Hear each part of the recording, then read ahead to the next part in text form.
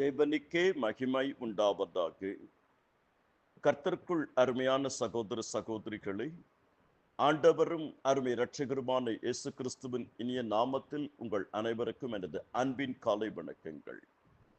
Prayer voice chat குழுமத்தின் மூலமாக உங்கள் அனைவரையும் சந்திப்பதில் மிக்க மகிழ்ச்சி அடைகிறேன்.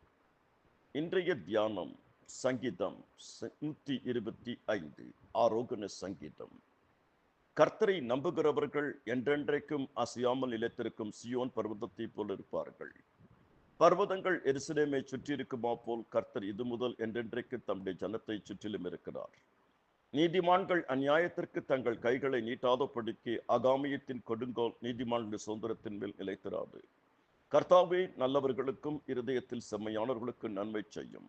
தங்கள் கோணலான வழிகளை சாய்கிறவர்களை கர்த்தர் அக்கிரமக்காரரோடு போக பண்ணுவார். இஸ்ரவேலுக்கோ சமாதானம் உண்டு. என் கண்மலையும் என் மீட்பருமாகிய கர்த்தாவே, என் வாயின் வார்த்தைகளும் மனதின் தியானமும் என்றென்றைக்கும் உடைய சன்னிதானத்தில் பிரீதியாக இருப்பதாக.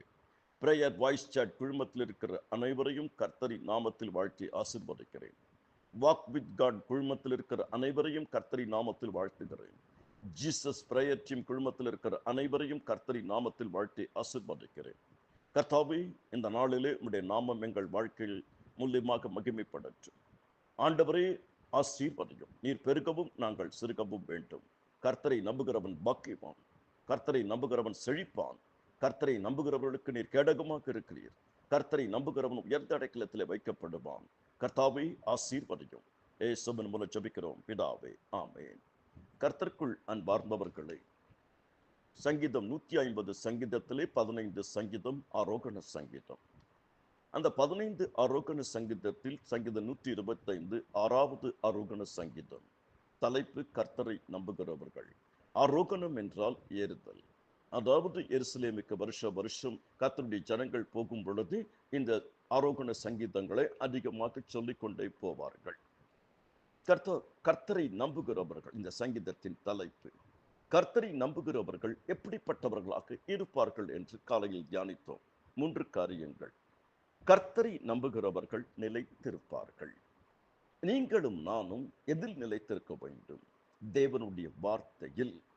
நீங்கள் என்னிலும் என் வார்த்தைகள் உங்களிலும் நிலைத்திருந்தால் நீங்கள் கேட்டுக்கொள்வது எதுவோ அது உங்களுக்கு செய்யப்படும். தேவனுடைய வார்த்தைக்கு நாம் முக்கியத்துவம் கொடுத்து தேவனுடைய வார்த்தையில் நிலைத்திருக்கிறது தான் கர்த்தரை நம்புகிறவர்கள். அசையாமல் நிலைத்திருக்கும் சியோன் பர்வதத்தை போல் என்றென்றைக்கு அசைக்க முடியாதது தேவனுடைய வார்த்தையை. அதனால்தான் வானமும் பூமியும் ஒளிந்து போகும், தேவனுடைய வார்த்தைகள் ஒளிந்து போகாது. எல்லாவற்றையும் தேவன் தம்முடைய வார்த்தையினால் தான் உண்டாக்கினார். அதனால் நாம் கர்த்தரை நம்புகிறவர்கள் வார்த்தையில் நிலைத்திருப்பார்கள். இரண்டாவது, கர்த்தரை நம்புகிறவர்கள் பாதுகாவலாய் இருப்பார்கள். பர்வதங்கள் எருசலேமை சுற்றி இருக்குமா போல் கர்த்தர் இது முதல் என்றென்றைக்கு தம்முடைய ஜனத்தை சுற்றிலும் இருக்கிறார். ஆனால் தான் கர்த்தரை நம்பி இருக்கிறவனையோ கிருபை சூழ்ந்து கொள்ளும்.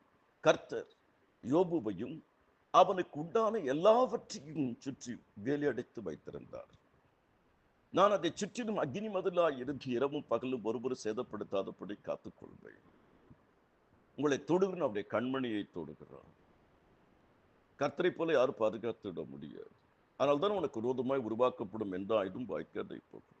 3வது, கர்த்தரை நம்புகிறவர்கள் சமாதானமாய் இருப்பார்கள். இந்த சங்கீதம் ஆரம்பிக்கும் பொழுது நம்புகிறவர்கள் என்று ஆரம்பித்து சமாதானம் என்று முடியும். அதாவது கர்த்தரை நம்புகிறவர்களுக்கோ சமாதானம் உண்டு.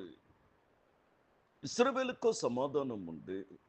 கர்த்தரை நம்புற எல்லாரும் பாருங்க சமாதானமா இருப்பாங்க. எவ்வளவு சமாதானம் ஆபிரகாமுக்கு இருந்திருந்தா பிள்ளையை கொண்டு பலி கொடுன்னா கொண்டு போயிருப்பார். எவ்வளவு சமாதான ரூத்துக்கு இருந்திருந்தா நகோமி பின்னாடி வந்திருப்பார்.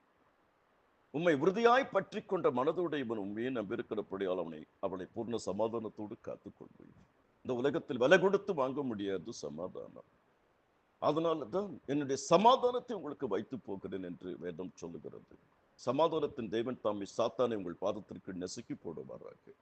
அன்பின் ஆண்டவரே, பிரேயர் வாய்ஸ் சாட் குழுமத்தில் இருக்கிற அனைவரையும் ஆசீர்வதிங்க.